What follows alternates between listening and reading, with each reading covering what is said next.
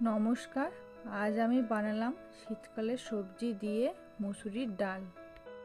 তার জন্য আমার লাগছে মুসুরির ডাল। ডাল পরিষ্কার করে ধুয়ে জল ঝরিয়ে রেখেছি। সয়াবিন ভিজিয়ে রেখেছিলাম 5 মিনিট মতো।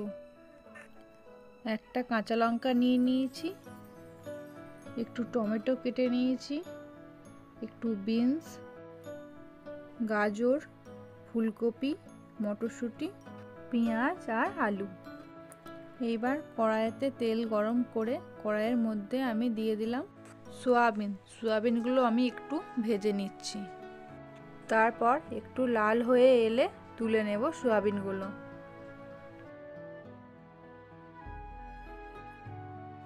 তারপর ওই কড়াইয়ের মধ্যেই এখন আর একটু তেল দিয়ে দিলাম একটু 5 ফোড়ন।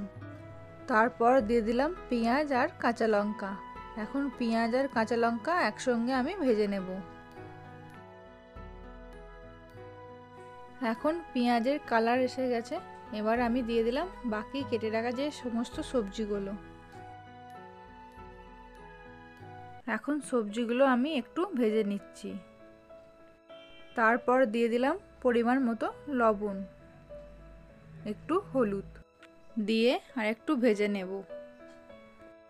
এখন সবজিগুলো ভাজা হয়ে গেছে। এবার আমি দিয়ে দিলাম ভেজে রাখা সয়াবিন, দিয়ে আর একটুখানি নাড়িয়ে নিয়ে দিয়ে দেব মুসুরির ডাল।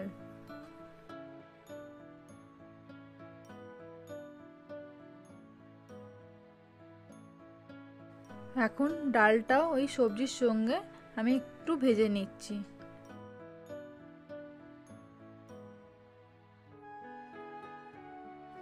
এইবার সবজি আর ডাল সেদ্ধর জন্য আমি দিয়ে দিলাম পরিমাণ মতো জল।